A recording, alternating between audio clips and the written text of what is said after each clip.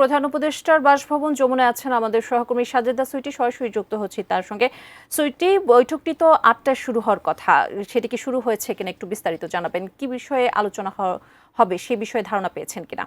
যথারীতি আমরা যেটা আমাদের দর্শকদেরকে এর মধ্যে জানিয়েছি যে অন্তর্বর্তী সরকারের প্রধান উপদেষ্টা পরিষদের সভায় সভাপতিত্ব করছেন এবং তার সরকারি বাসভবন যমুনাতে বৈঠকটি চলছে।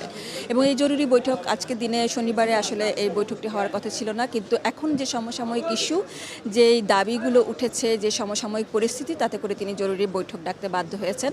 আমাদের দর্শকরাও এরই মধ্যে জেনেছেন যে আসলে আজকে মূল আলোচনা, মূল ইস্যুটা কি, সেটি হচ্ছে যে আওয়ামী লীগ নিষিদ্ধের যে দাবি চলছে রাজধানীতে, বিশেষ করে যমুনার সামনে গত পরশু থেকে এই দাবিতে উত্তাল ছিল এখানকার পরিবেশটা। সেই পরিবেশ এখন শাহবাগে চলছে, সমাবেশ চলছে, তারা তাদের বিভিন্ন দাবিগুলো উত্থাপন করছেন এবং একটু জোরালোভাবে উত্থাপন করছেন যাতে করে সরকারের উপর একটা চাপ তৈরি হয়। এই ইস্যুটাকেই মূলত ধরে এখানে আলোচনা হবে এবং এই জরুরি বৈঠক থেকে কি সিদ্ধান্ত আসে সেদিকে তাকিয়ে আছেন যারা শাহবাগে আছেন তারা এবং রাজনৈতিক দলগুলো। বিশেষ করে ডক্টর মোহাম্মদ ইউনূস বিভিন্ন সাক্ষাৎকারে বিভিন্ন সময় তিনি এই প্রশ্নটার উত্তর দিয়েছেন যে আওয়ামী লীগ নিষিদ্ধ করবে কিনা। তিনি বলেছেন যে আওয়ামী লীগ নিষিদ্ধ করার তিনি কেউ নন, এটা হচ্ছে সিদ্ধান্তটাই সম্পূর্ণভাবে বাংলাদেশের জনগণ নেবে এবং যারা অন্যান্য স্টেক হোল্ডার মানে অংশীজন যারা আছেন বিভিন্ন রাজনৈতিক দল তারা নেবেন। স্বাস্থ্যকর অল টাইম ফ্যামিলি কেক, সব সময় অল টাইম হেলদি লাইফ। এবং এই ব্যাপারে যখনই এই দাবিটা উঠেছে গত পরশু, তখন থেকেই তারা বিভিন্ন রাজনৈতিক দলের সঙ্গে যোগাযোগ করেছেন, কথাবার্তা বলার চেষ্টা করেছেন বলে গতকাল শুক্রবার আমরা 3:45 দিকে সরকারের একটা বিবৃতি পাই।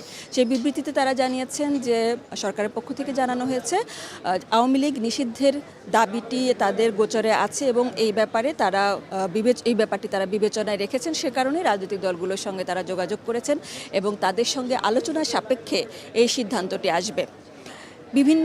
এর মধ্যে বিভিন্ন রকমেরই ঘটনা ঘটেছে, যেমন সাবেক রাষ্ট্রপতি আব্দুল হামিদ, তিনি মামলার আসামি, তিনি দেশ ত্যাগ করেছেন। এই ব্যাপারটা নিয়ে আসলে প্রথম দিকে বেশ জোরালো রকমের আলোচনা হয়, প্রতিবাদ হয়, সরকার সমালোচনার মুখে পড়ে এবং তখনই এই আওয়ামী লীগ নিষিদ্ধের দাবিটা আরও প্রকটভাবে আসে। গত 5 আগস্ট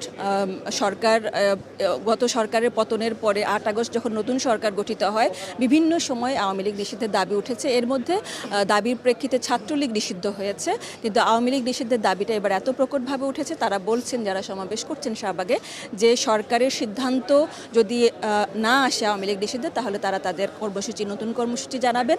এবং আমরা এরই মধ্যে আমাদের দর্শকরা নিশ্চয়ই অবগত আছেন, আজকে রাত 9টায় বিএনপির গুলশান কার্যালয়ে তারা স্থায়ী কমিটির মিটিং ডেকেছেন এবং এখানে যে সিদ্ধান্তটি আসবে বা 8:30টায় যেখানে সংবাদ সম্মেলন হবে তখন কি জানানো হয় তার উপরে অনেকখানি নির্ভর করবে যে কি স্থায়ী কমিটির আলোচনায় কি আসবে। তার মানে হচ্ছে বিএনপি একটি বড় দল এবং অন্যান্য দলগুলো এখন সমানভাবে তাদের সক্রিয়তা প্রমাণের চেষ্টা করছেন। সব মিলিয়ে রাজনৈতিক দল এবং সরকারের পক্ষ থেকে কি সিদ্ধান্ত আসে সেটি সবার জানার অপেক্ষা, সেটারই কৌতূহল এবং আমরা এই বৈঠকের সিদ্ধান্তটা 8:30টায় আমাদের দর্শকদেরকে জানাতে পারবো।